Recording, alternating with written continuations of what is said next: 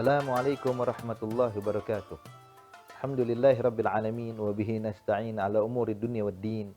Wassalatu wassalamu ala asyrafil anbiya'i wal mursalin wa ala alihi wa sahbihi ajma'in. Ketika bulan Ramadan dijadikan oleh Allah Subhanahu wa taala menjadi bulan yang sangat mulia, maka Allah Subhanahu wa taala juga memerintahkan kita dengan ibadah yang mana ini ibadah adalah induk segala kebaikan, yaitu berpuasa. Sebagaimana disebutkan oleh ulama, bahkan disebutkan di dalam athar bahwa as-shaum ummul fadail.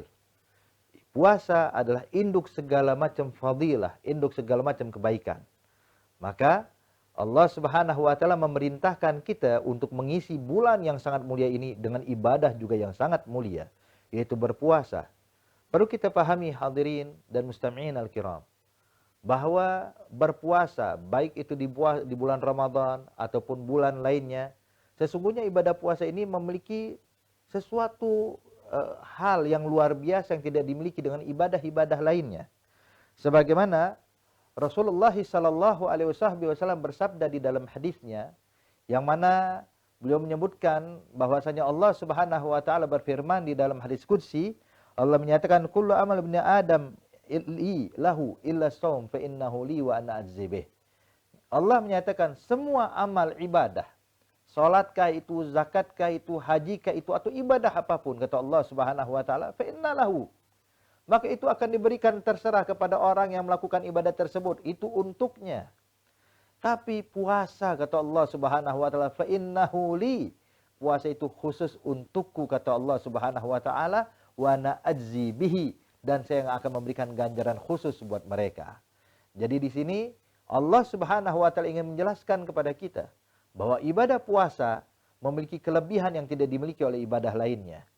Sehingga setiap amal ibadah itu ibaratnya pahala sudah ditentukan Allah Subhanahu wa taala, diberikan oleh Allah hasanah, kemudian dilipat gandakan menjadi 70 hasanat, kemudian dilipat gandakan menjadi 700 hasanat.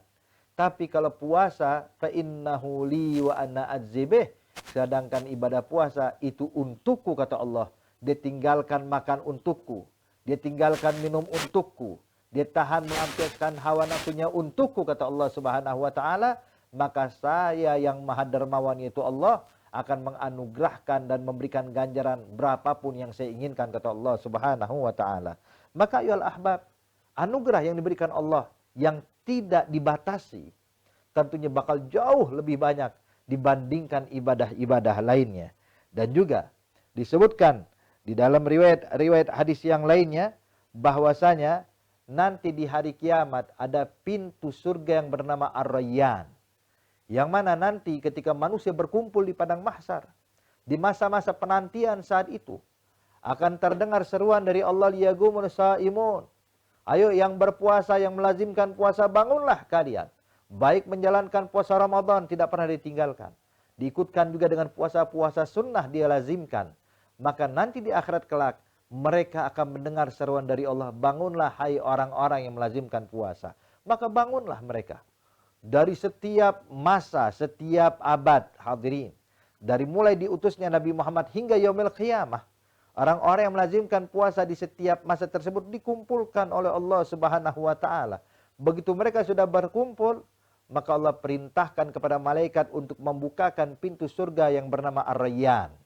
Maka Allah perintahkan semua orang-orang yang melazimkan puasa tersebut yang telah dipilih oleh Allah untuk masuk ke dalam pintu Ar-Rayyan.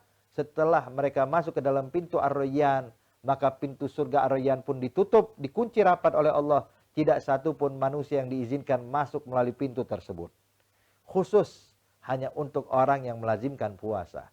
Dan terlebih lagi hadirin dan mustami'in dan musyahidin al-kiram, bahwasanya di dalam ayat yang lainnya Allah Subhanahu wa taala menjamu ketika orang masuk ke dalam surga. Allah nyatakan kulu washrabu hani'an bima aslaftum fil ayyamil khaliyah. Silakan dimakan, silakan diminum, kata Allah Subhanahu wa taala. Ini sebagai bayaran, ganjaran atas apa yang dahulu kalian lakukan di dalam dunia, itu menjalankan ibadah. Maka dinyatakan oleh ulama, orang yang melazimkan puasa, mereka adalah orang-orang yang pertama kali mendapatkan jamuan Allah di dalam surganya Allah Subhanahu wa taala. Dan juga dinyatakan di dalam riwayat Sayyidina Abdullah bin Umar radhiyallahu taala anhu ardahuma, bahwasanya Rasulullah sallallahu alaihi wasallam bersabda dalam hadisnya, asyam wal Qur'an yashfa'an yaumal qiyamah.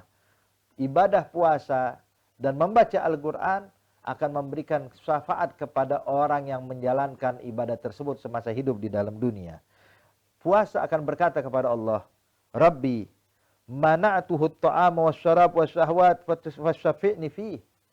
Itu puasa ketika melihat orang yang melazimkan puasa di bulan Ramadan atau melazimkan puasa-puasa sunnah, ketika berdiri di hadapan Allah Subhanahu wa taala untuk dihisab, maka puasa atau ibadah puasa tersebut pun berkata kepada Allah Subhanahu wa taala, ya Rabb, saya cegah dia makan, saya cegah dia minum, saya cegah dia melampiaskan hawa nafsunya di siang hari di bulan Ramadan, maka izinkan saya sebagai balasannya untuk memberikan syafaat kepada orang tersebut.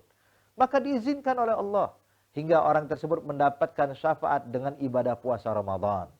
Dan yang kedua, orang yang membaca Al-Quran, yang tidak pernah putus membaca Al-Quran, khususnya di waktu tahajud, di waktu malam, dia ambil Quran, dia baca Al-Quran, maka Al-Quran pun berkata kepada Allah, ya Rabb, mana'tuhun naum bil-lail fasyafi'ni fihi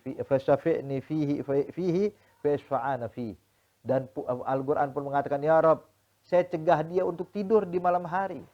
Saya buat dia membaca Al-Quran, membaca kalamullah, memahami daripada Al-Quran. Maka ya Allah, izinkan saya untuk memberikan syafaat kepada orang yang membaca Al-Quran tersebut. Maka diizinkan oleh Allah.